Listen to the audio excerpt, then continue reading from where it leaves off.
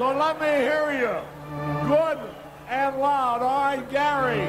On 1. On 2. On 3. Take me out to the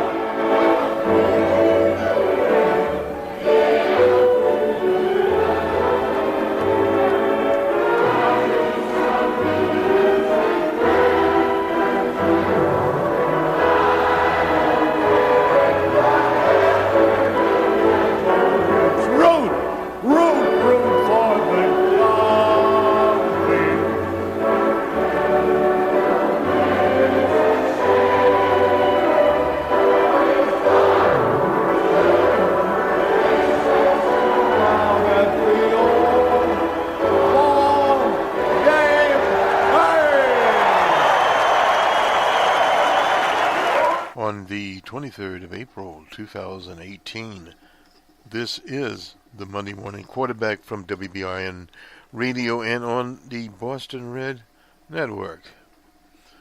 Very interesting Monday morning. The playoffs are in full swing in the National Basketball League and also in the NHL. We'll talk about those as we move along here. And baseball is just, as they say, springing like a tulip out of the ground. Games still being postponed because of inclement weather across this country as we enter roughly 1 month after the beginning of spring, and we still see temperatures at a sub-normal for the month of April as we go into May. We'll start off here with the state of Utah. Willard Romney is running for the Senate, the seat occupied for many years by Orrin Hatch, a conservative Republican there in Utah. It wouldn't be much of a story there. However, Willard Romney, the governor of the Commonwealth at one time in Massachusetts, has reemerged into Utah with the idea of running for Senate. He's roughly 70 years old, an anti-Trump person that has politically, conveniently become a disciple of DJ Trump. He had denounced DJ Trump prior to that, and there's a lot of people in the state of Utah that are anti-Trump. Trump got a very low percentage of the vote in the state of Utah. Romney over the weekend was rejected by the state convention, a path that the former senator from Utah, Bennett, was forced to walk down. And Bennett, of course, was defeated in the primary, and the right-winger Mike Lee ended up being the senator from Utah, which was not an improvement in terms of the political needle. A three-term state representative named Mike Kennedy, who entered the race just 3 weeks earlier, edged out the establishment favorite with 58.88% of the vote. They needed 60 to 49.112. So there will be a primary in June. Kennedy has called himself a bona fide Utahn, and portrays Romney as an establishment interloper with an attack that landed with some Republicans. We need a candidate who actually lives, works, and raises a family in the state of Utah. That's what Kennedy said. At the convention, he embraced a David and Goliath comparison, pitching himself to delegates as your stone ready to be flung at the forces of liberty who seek to oppress us. The foes of liberty, Interesting there. Willard Romney ran a never Trump candidate, calling the candidate a phony and a fraud. In 2018, he spoke favorably of Trump. At the convention, Romney sought to cast himself as a Utahn battling Washington. It's a very strange position for Willard Romney to take. There's no clear path for Kennedy to win the primary. That's according to Boyd Mattson, a former chief of staff to Mike Lee. and the opinion editor of the Utah Desert News, that's owned by the Mormon Church. He's got a 60-day sprint against Romney. He's starting out with very small ID, no doubt about that. Willard Romney has raised $1.68 million for a short campaign. Kennedy has under $300,000. But by the very chance of Kennedy winning the primary and stopping Romney there, his name recognition no doubt has went up. Now in 2010 we were talking about Robert Bennett. That would be roughly 18 years, just won 25.5% of the convention's vote, ending his political career and setting up a primary later won by Mike Lee. Hatch fell just as short as 60% support he needed to prevent a primary. He went on to win that primary by 66.5%. And in 2016, the governor, Gary Herbert, lost the convention vote to a conservative challenger. He won the June primary by 43.5 percentage points. It's been a fairly low turnout there. Romney delivered a lengthy condemnation of J.D. Trump in Salt Lake City. I'm not sure how that plays in there, but there was a third candidate, McMullen, was a member of the Utah Church, ran as an independent candidate. In the end, Trump won 45.1% of the presidential vote, good enough for victory, but less than any Republican presidential candidate since 1992. So that's sort of where Utah was there.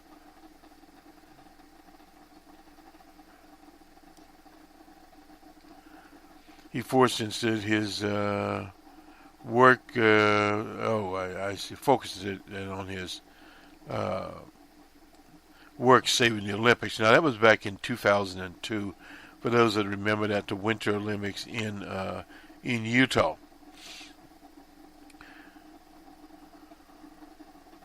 He's also pledged to support DJ Trump if he gets to Washington.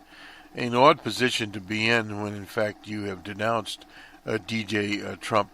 This is from the Washington Post. Let me just this AR-15 rifle used by this Travis Rinkin. I hope I pronounced his name right. Anyway, who in the Waffle House shooting in Tennessee. He had moved from Illinois, but this character was also around the White House, had some guns there. And this is one of the big problems that someone knocked a gun down at the Waffle House there in Tennessee. But at the White House, he just basically got a ticket for being in a restricted zone, claiming he wanted to meet the President DJ Trump.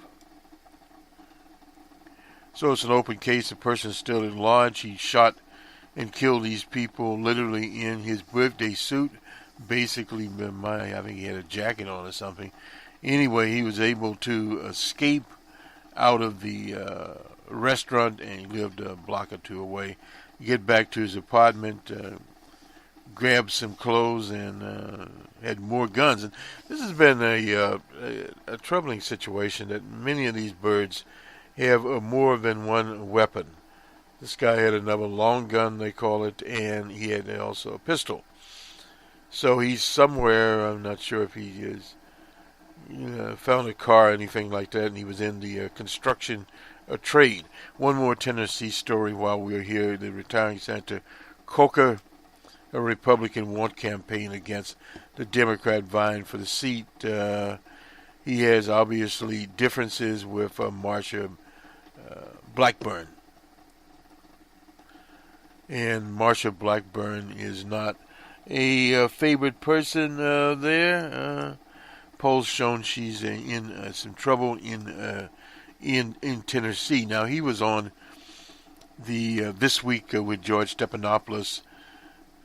It's the most ridiculous thing I've ever seen politically in recent times, but apparently they want you to ask me about the Tennessee race. Well, Tennessee definitely has a race there. In a separate interview on the State of the Union, he accused the National Senatorial Committee of leaking news of attention with the majority leader, old man McConnell, over comments about the former governor, Phil Brazen. Anyway, Brazen is a Democratic nominee, and Coker used to be the mayor of one of the Tennessee cities. I can't think of which one it is right now, but anyway, Coker and fellow Republican attention there. He praised Brinson, the two-term governor, with whose tenure overlapped with Coker's first term, as a very good mayor. No doubt about that. Chattanooga, I believe, is where Coker was. On Sunday, Coker had more to say about the heavy hand of the Senate Republicans than he had to say about Blackburn. And this is an interesting situation set up here. Democrats have won a statewide race in Tennessee since Brinson's election Breedson's election in 2006, and have not won a Senate seat since 1990, Al Gore. But early polls have found Breedson leading Blackburn,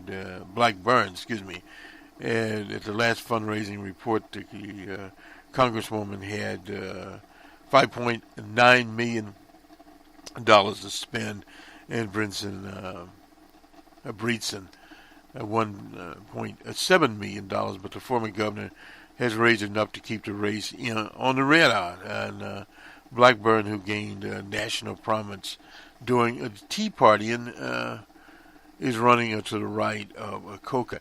One of the things that's happened is you don't really hear the Tea Party very much anymore about the Tea Party. It was an invention of a Republican consultant to tap into the protest vote, but the protest vote can always be manipulated, particularly if it's a right-of-center populist sentiment. And there was much of that out there, and they could also use a racist amicus against the then President Barack Obama is one of the benchmarks of it moving on. I recently just finished reading the former and fired FBI Director Comey's book on the DJ Trump administration. Very interesting read. We'll do a review of it. Comey, a former or a religious studies major with other majors and minors thrown in there. Very interesting situation where he portrays the FBI. We'll talk about that. He had been a Republican along with obviously many more Republicans out there.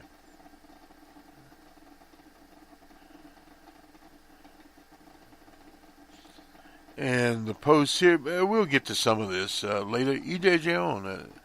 Dion has come out here. Where are the conservatives when we need them? Interesting note. I think we'll go ahead and look at this. We have other things to look at. He's talking about I like Ike. Political opponents cannot be expected to lavish boundless affection upon those they battle day after day. But in a well-ordered democratic system, those who fight on behalf of competing parties, interests, and ideas can usually find some room for mutual esteem and even occasionally try to profit intellectually from each other. This was the old days when politics become unhinged. We squander the gifts of social learning through a reasoned argument. The past several days on the score why not only political progressives but genuine moderates are at their wits' end with the Republican Party and who have passed for contemporary American and what passed for contemporary American conservatism. If conservatism in the U.S. had claimed to stand for anything, it was the idea that government authority should be limited. Conservatives regularly argue, especially when Democrats in the White House, that the executive's clout should be checked and that legitimate law enforcement authorities deserve our respect, particularly when they are investigating abuse of power. And he's going back to James Comey here, the behavior of the House of Representatives demanding former Director James B. Comey memo about his conversation with DJ Trump, which was subsequently leaked to the media, shows a GOP that has abandoned all principle. It's willing to do whatever it takes to protect the president, who has no regard for the truth, the law, or establishment norms. Any doubts that the Republicans and conservatism have given themselves over to one man, his whims and his survival were dispelled by the GOP's use of a congressional oversight process to undermine a legitimate probe into hostile powers in interference in our election. And it happens that the actual memos are embarrassing to Trump and support Comey's.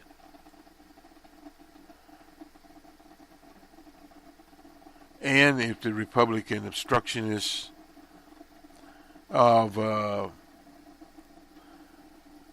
Devin Nunes of California, Bob Goodlatte of Virginia, and Trey Gowdy of South Carolina had hoped to prove that Comey leaked classified information, the memo reveals actually the opposite.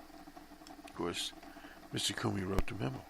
It would be stunning that the chairs of the Intelligence, Judiciary, and Oversight Committees are more interested in doing Trump's bidding than in finding out how V.I. Putin may have helped to elect our current president. It's possible to imagine that somewhere Ronald Reagan is weeping.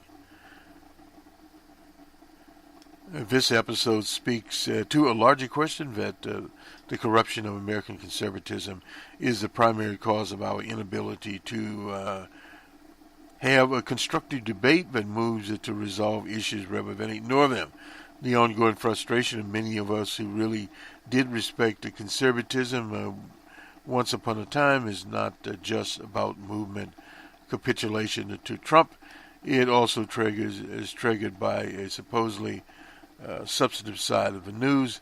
The only thing Republicans in Congress know how to do now is that their corporate tax has proven to be unpopular, is to propose more tax cuts. Well, they've been on a tax cutting program for a very, very long time. In a period where democracy planted deep roots in Western Europe and was thriving in the U.S., conservative parties were led by figures like Dwight Eisenhower, Harold Macmillan, he was in the UK, and Konrad Adenauer in Germany, and Charles de Gaulle in France. All of them understood, from the Great Depression, the rise of fascism and the destructive World War, that moderation is conservatism's best impulse, and that market economics require a social dimension. Capitalism could not work absent an active government that fosters a degree of economic equality and security. Applying these insights in a more responsible version of conservatism to our time would lead us to seek the best approach to the very discontents that help put Trump in the White House in the first place. For example, growing inequality. A congressional research report found that income equality has increased since 1970, no doubt about that. And between 2000 and 2015, incomes actually went down from for the bottom 60% of earners. Liberal democracy also faces challenges in Europe, where the Organization for Economic Cooperation Development study that social cohesion is threatened by the rise of economic inequality over the nearly 4 decades, 40 years. We need politics where Democratic left and right compete over who can most effectively and efficiently exercise the social cancer from our body politic. Such a debate could be both instructive and productive. Alias. Example for small, honorable cadre of writers in think tanks. The American right has taken itself out of the game. Our politics will remain broken as long as conservatives confine conservatism its energies to cutting taxes and defending reckless presidents at all costs. E.J. Dionne. Well, I hate to tell E.J., one of the things that's happened here in modern industrial capitalism, they went beyond just the quote-unquote conservatives, the brand of conservatism by Macmillan, the brand of conservatism by de Gaulle in France, right-wing conservatism, and more moderate conservatism by Dwight Eisenhower. So we moved to an era where the Social Democrats themselves are basically out of business. You see the struggles within the Democratic Party. The Democratic organization or establishment versus Bernie Sanders' movement of candidates who are to the left of these people. And what is happening with the Democrats, they have their establishment, but more and more left-of-center candidates are running in elections. And this in itself has provided a new dynamic to quote-unquote the Democratic Party. And they don't call themselves social Democrats there, but effectively what you have in the Democratic Party is a conservative party. And the Social Democrats of the Democratic Party on the right fringe are Hillary Clinton, to give examples. So we like to give examples so people will see where they are. And you see this in foreign policy on the Korean Peninsula. DJ Trump is moving forward. It is a first step, no doubt about that. And the Koreas are moving towards mutual beneficial talks. So that's changing the whole dynamic in the Wilsonian foreign policy, a very conservative, racist foreign policy that's been followed since Woodrow Wilson. And these are some things that have to be cleaned up. We have a lot of little things around that need to be attended to. And these things really will not wait. The situation at the Waffle House with the AR-15s, that is more of a new type of political dynamic. The idea of the Second Amendment being prostituted out for the gun makers of America. But that was just something, as Barack Obama said back in 2008, for people to cling to. Guns and quote-unquote Bibles. Well, they've used both. Guns more effectively, but also the Bibles and the evangelicals who were forced literally to throw out their so-called moral stance. Comey talks about that. He goes back to Thomas More. And we'll get into that when we review his book. But those sorts of things are not around now. Petty moralizing, especially with the FBI. The FBI has not been a moral organization. If you go back to J. Edgar Hoover, he needs to find out a little bit about the history of the FBI and where the FBI stands and where law enforcement as a whole stands. He does touch on that, and we'll touch on that. Won't spend much time on it. But the Social Democrats, like E.J. Dionne, are basically out of the business. There are fewer and fewer of those people around.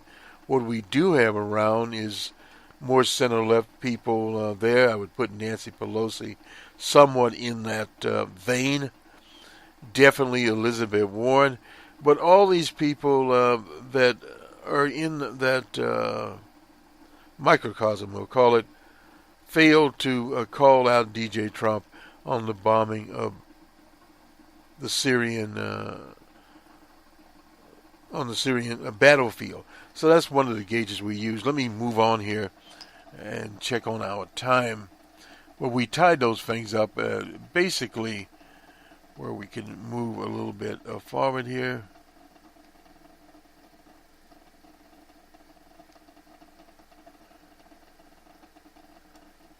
And we'll go to Charlie Cook. We hadn't been with Charlie Cook in a long time. Last week's, this is on, he's writing on the 20th of April. One of the premier handicappers in America, Mr. Cook.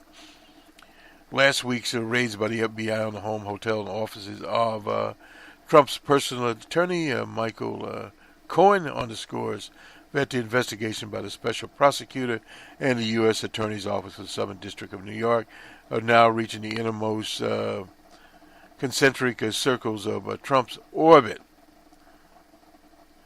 And he is presenting this. Investigators now have the computer files as well as banking records, phone records, tapes, audio files, given Cohen's habitual habit of recording conversations. That's been mentioned in the news. And that involves several Trump people. Even though much of what is being investigated has little to do, of course, with the Russian effort. The Russian effort is going to be overshadowed by the recent types of situations coming up. Reportedly, not surprisingly, the president is enraged, and it appears that a number of those who are willing and able to convince Trump not to fire the Deputy Attorney General Rosenstein and Mueller is diminishing. Well, he can demand those, but anyway, George Stephanopoulos' interview with the former director. Here comes Kumi here, and this is his book, A Higher Loyalty, Truth, Lies, and Leadership, to be released on Tuesday. It's already been released now. And we're on, just the 23rd? Okay. Nonetheless, it's out that these investigations get dangerously close to the president. Obviously, there would be a firestorm if Rosenstein and Mueller are fired. No doubt about that, but there's already one there. One problem is it might require firing more people than just those. The case could be made.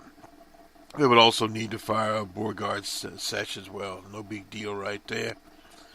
Even firing Rosenstein and Rosenstein and Mueller and issuing pardons to whoever needs them might not solve the problem. First, investigation is not limited to Mueller's office. It's in the Southern District of New York. And the Attorney General, of course, in New York plays into this particular situation.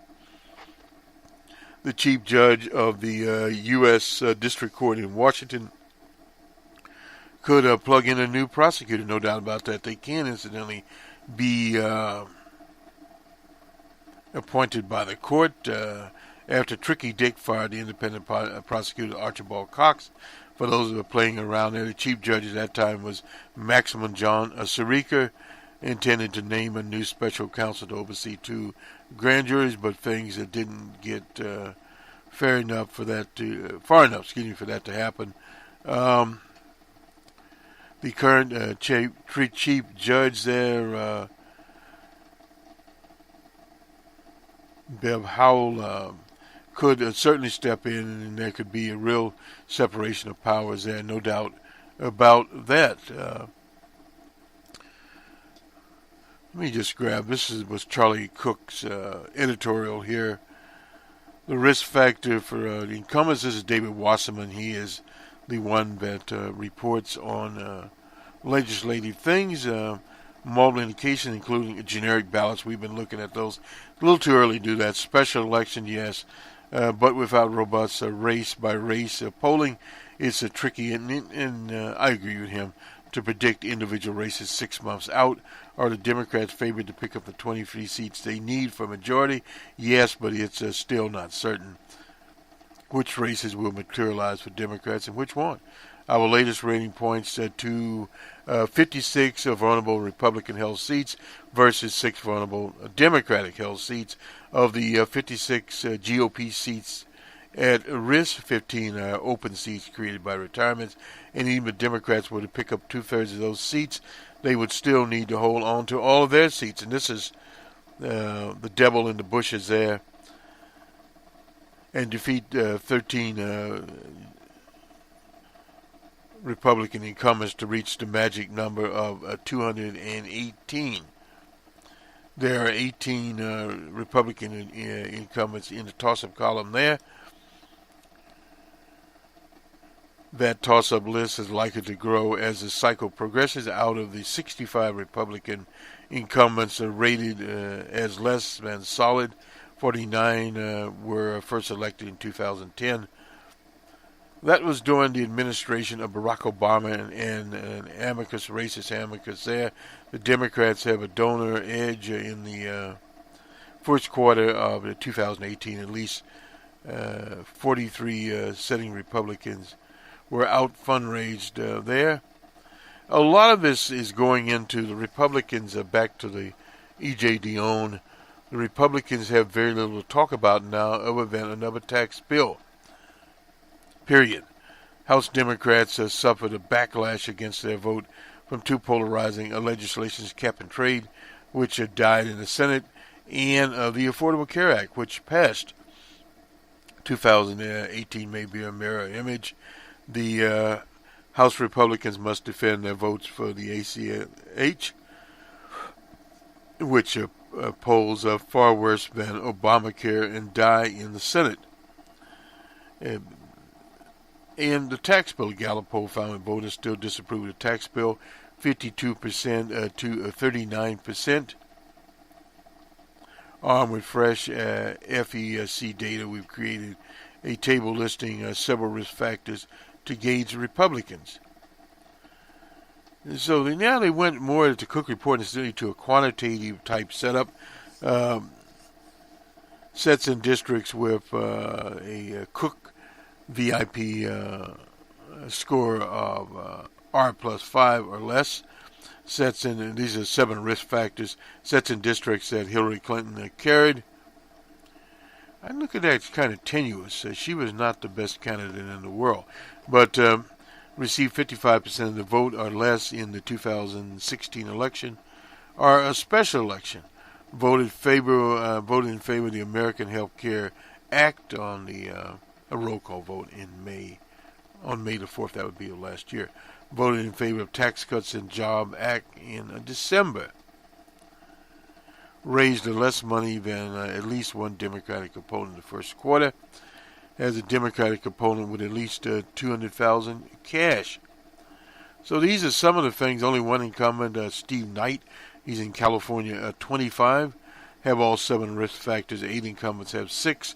23 incumbents have 5. 23 incumbents have 4, and 32 have 3.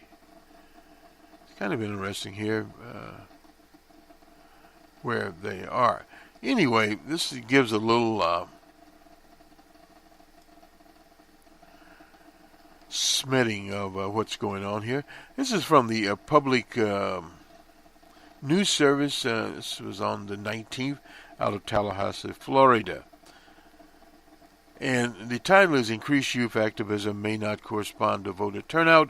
Well, we'll see. The 8 young Floridians suing the governor, Scott, and Agriculture Commissioner Adam Putnam are riding the wave of youth activism and multi-press conferences focused on the environment. Students are suing the state for what they say is a violation of their constitutional rights to a healthy climate.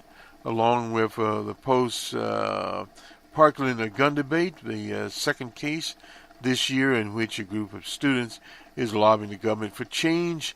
Oscar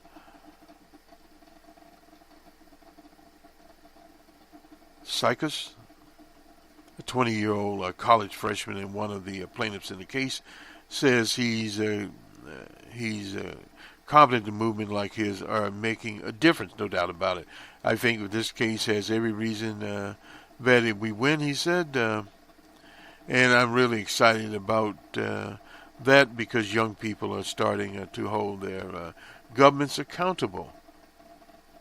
The lawsuit is supported by Our Children's Trust, a national organization focused on protecting the environment for future generations. But despite Sakaka's optimism, supervisor of election in 6 the state's 7 major counties have reported seeing a drop in youth voter registration compared with 2014.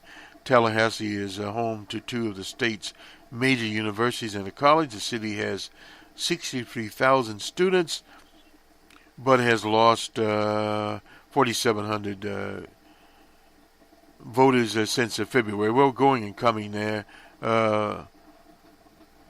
Psychologist said young voters need to challenge some politicians and move to disenfranchise them. Our leaders often make a calculation that young people tend to be politically disempowered, so they can continue to do these actions that are clearly going to make things worse, he said. And according to the Florida Center for Investigative Reporting, Scott in 2015 banned the use of the term climate change. Well, anyway, anyway, for Psychakis, and other, I think I mispronounced his name is Psychas. The odds don't look favorable, according to the U.S. Electoral Project at the University of Florida. As many as 2/3 of voters in the age group were forecast to set out the election. Well, we'll see on that, and we'll take a look at it later broadcast. I think those things will change if you focus on the youth vote. Sometimes you have to focus on the vote to bring out the vote. This was from Salon. Bernie Sanders criticized Democrats, then flips out again. Has politics become a team sport? Some of the comments about Democrats' failures aren't even controversial, but for some partisan, he's the enemy. Well, this whole enemy thing here, he made the speech, Bernie Sanders, that is, in Jackson, Mississippi, commemorating the 50th anniversary of Dr. King. This in itself is a move. The business model, if you like, of the Democratic Party for the last 15 years or so has been a failure, he declared, the Vermont senator said. And this goes back to E.J. Dionne's comment there, but he didn't talk about the failure of the Democratic Party. Now what has happened, people sometimes don't see that because of a charismatic individual named Barack Obama, who won the presidency in 2008, 2007. He was obviously an extraordinary candidate, a brilliant man, but behind that reality, over the past 10 years, Democrats have lost 1,000 seats in state legislatures across the nation. That is a fact. Thus, nothing Sanders says about the Democratic Party was factually incorrect. In other words, he was not into alternative facts or fake news. Even remotely controversial partisans on social media can't hold back their fury, reacting as if Sanders had just questioned the validity of Barack Obama's birth certificate, in keeping with the knee-jerk outrage that Democrat loyalists seem to display every time that Sanders says something slightly critical about the party and its leaders. Demonstrates how tribalism, and this is a new word we see more of now, tribalism used to denote the Democrats and denote the Republicans. This is primarily why Sanders enrages them so much, because he is not, in their eyes, one of them. Well, no doubt. Therefore, he has no right to criticize their party, but he does.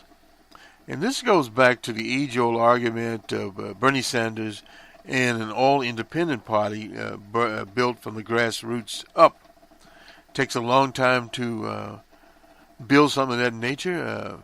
Some politicians that have left the Democratic Party that have a following have went to be independents. Of course, Bernie Sanders operates independent also. And of course, American politics has indeed become more like a team sport in recent years, and Sanders' rejection of the political tribalism is unusual amidst this hyper-partisan ethos. consider a recent study conducted by the University of Maryland's Leanne Matson, which examines how political polarization in the U.S. has been driven more by identity-based ideology than by issue-based ideology. When the issue-focused ideology is found on a set of beliefs and unique worldview, identity-based ideology, as the term implies, is mostly about the group identity. Not surprisingly, the latter is much more likely to bring about the kind of political tribalism and personal resentment that we commonly see today. Donald Trump's brand of politics in the otherness of ideological opponents, Mason writes, more than issue-based disagreements that drive liberal versus conservative views, which have disappeared. In comparison to these different forms of ideology, Mason looks at how they impact social interaction, including whether one would be willing to marry, befriend, or live next door to someone based on an issue basis or identity-based ideological difference. The results are clear. It can be argued that people are more likely to marry those they agree with politically, but the effects of the issue-based ideology on ideological marriage preference is less than half the size of the effect of identity-based ideology. According to Mason, in fact, the effects of issue-based ideology is less than half the size of identity-based ideology in each element of social distance. Teams' names without issue knowledge, she goes on to say, can generate political conflict that is on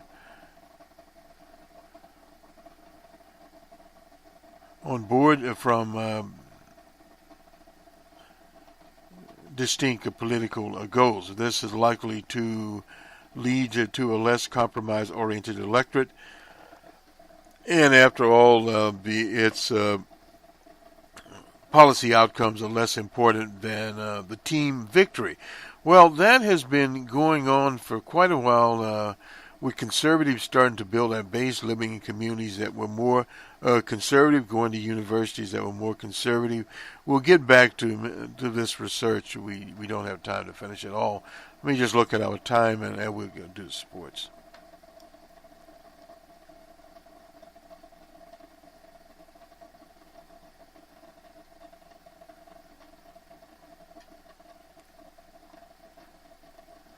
We can find the sports. Anyway, nonetheless, in Missouri, the governor there, Grittens, is, what's his name, is polling at 37%. I think we brought this out before, Grittens, anyway, he's in trouble politically in the state of Missouri. Now let me go find the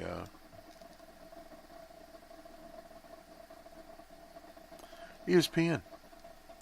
And here we go. We'll start this off with the NBA playoffs. The Cavaliers were at the Pistons. Cavaliers 104 to Pistons of 100. And I believe that series is now back to 2-2.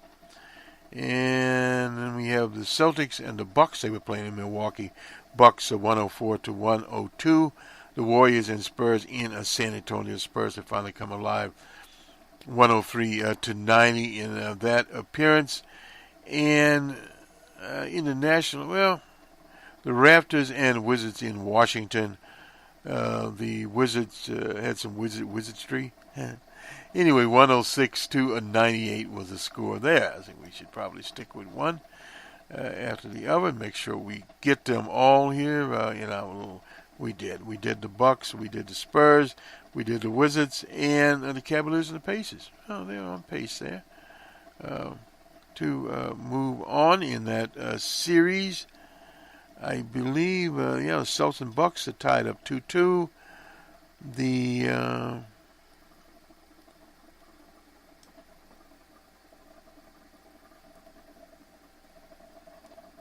Golden State. Oh, it said 1-1. Okay, so in other words, yeah, these things going on now. The Wizards and Raptors at 2-2 is the state that this is in. And also 2-2. So we got a long ways to go. On to Major League Baseball. Some interesting baseball games. We had a no-hitter over the weekend. I think it was the Angels. Anyway, the Cleveland and the Orioles. Cleveland 7-3. Toronto and the Yankees in New York. Yankees 5-1. The Royals in the Motor City. Royals 8-5 over the Tigers. And the Twins and Rays in Tampa Bay. 8-6 was the score. Rays over the Twins. And in 11, the Pirates and Phillies still playing the Pennsylvania Derby. Anyway, nonetheless, Phillies are 3-2. The Astros and White Sox on the south side of Chicago. President Obama's team, 7-1 Astros over the White Sox. The Marlins and Brewers in Milwaukee. The Brewers also won 4-2. And the Reds and Cardinals in St. Louis. One of our favorite teams has always been the Cardinals. 9-2 is the score. And the Mariners and Rangers in Texas. It was the Rangers this time around. 7-4. And the Cubbies and Rockies out in Denver. A well-fought game there. Cubbies finally come out. Just hold on. Mr. Quintana was the winner. Mr. Martinez was the loser. Mr. Morrow got the save. Anyway, 9-7 was the score. The line score, Cubs had 13 hits, 2 errors. And the Rockies had 12 hits, no errors. Usually don't win a game that way. The Cubs were lucky. All we can say. The Red Sox and Athletics in Oakland. The Athletics are 4-1. The Giants and Angels down in Southern California. Giants win 4-2. Yeah. Nonetheless, the Padres and D-backs in Arizona. D-backs 4-2. And the Nationals and Dodgers in Los Angeles. The Nationals don't get out to Los Angeles very much. Mr. Jansen finally saved the game, and it was 4-3. The score there. Let me get a line score here. Nationals had 9 hits, no errors, and the Dodgers 5 hits and 1 error. And the Mets and Atlanta were postponed, raining in Atlanta. On to the National Hockey League, which also has their playoffs going on.